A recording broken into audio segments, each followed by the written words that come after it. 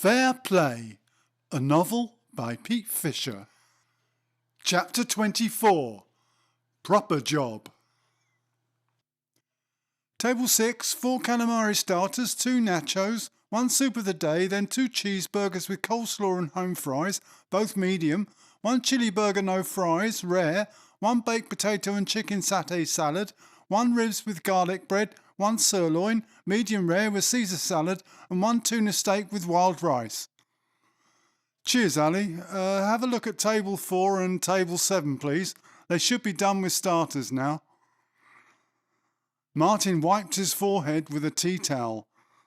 He poured half of the pint glass of ice-cold Budweiser Ali had brought him down his throat. She slipped the order she'd just given him under a magnet next to the others. A line of white paper fluttered along the metal strip on the wall above his head. It was Friday night. It was baking hot and busy. The window out to the courtyard was wide open. The powerful extractor fans were whirring on maximum. The combined heat of the lava grill, the gas rings and the oven had turned the little kitchen into a sauna. Martin had a proper job now. Playing in bands was all very well. Years of scraping by on casual work, repeatedly getting behind with the rent and bills. He'd been driven reluctantly to the job centre.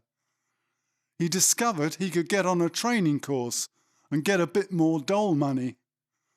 The toss-up was between lorry driver, bricklayer, carpenter, painter, motor mechanic or chef. Chef sounded good. There were always jobs. People had to eat.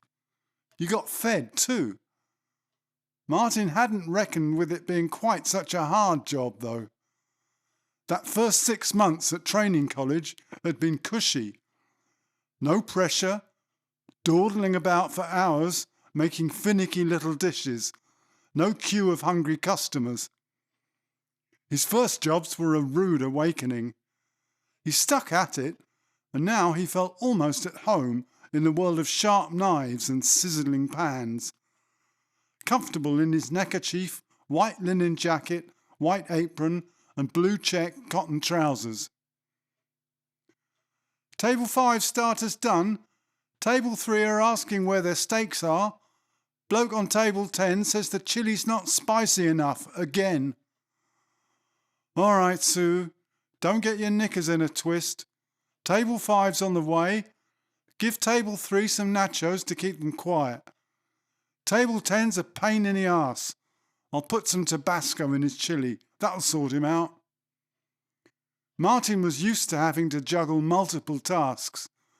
He had to get through the queue of orders as quickly as possible without panicking or burning anything.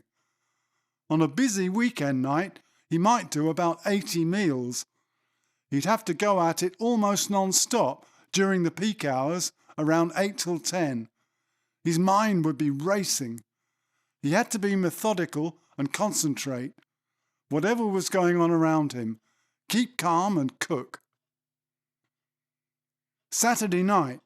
It was around 6 p.m. Martin's opposite number, second chef Noel, was manning the lava grill. He deftly turned steaks and burgers while simultaneously wielding the deep fryer's twin baskets. On the stove, a couple of frying pans simmered with rich sauces, and a huge saucepan full of chili bubbled like a volcano at the back of the stove.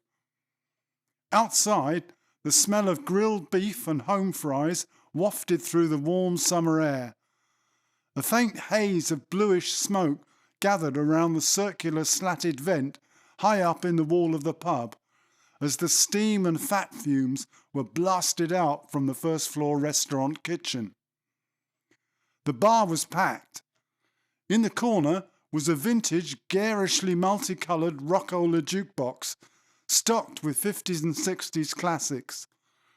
The bar itself was extra long, made of polished teak. Above it hung a real 60s California surfboard. Black and white photos and old 60s record covers were spread around the walls. Tiffany lamps hung from the ceiling. Trev kept the volume up high. You had to shout to order drinks. Trev would sometimes hurl friendly abuse at his regular customers if they got impatient. He made a career of being rude.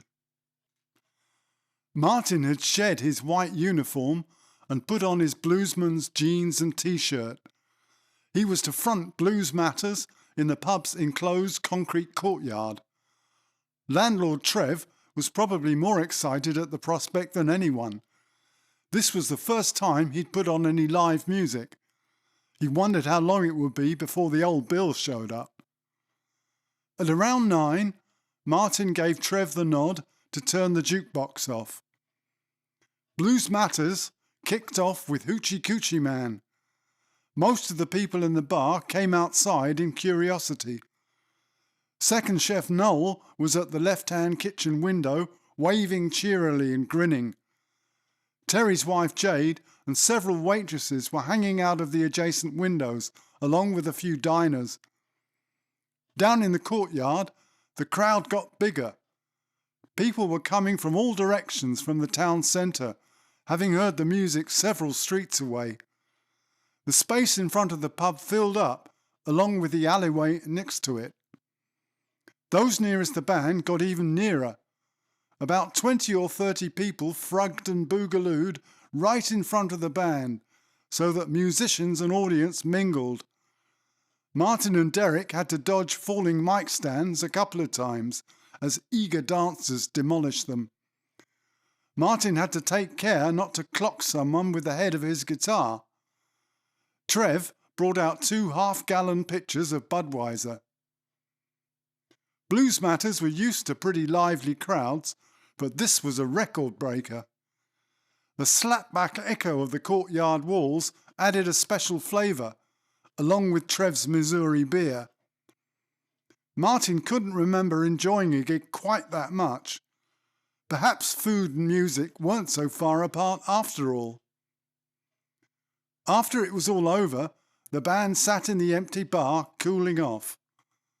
Jade said she couldn't believe her quiet, unassuming guy in the kitchen could have such a raunchy blues voice. It was like watching a different person. Martin thought she may have had a point. Martin sat at one of the wooden garden tables on the patio overlooking the well-kept lawns. They swept down between lines of trees to the little river at the bottom of the garden. It was a warm July day, but this wasn't a beer garden. The old red brick building behind him was actually a language school. Martin had found himself a civilised Monday to Friday job, cooking lunch for an international clientele of about 80 students and 20 staff. It was a better paid gig than Trev and Jade's. He also had weekends free for gigs. Lunchtime at the canteen counter was a daily lesson in cultural differences.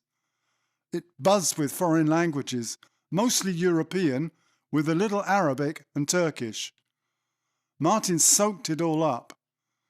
Most of the students enjoyed his food, but you couldn't please everyone.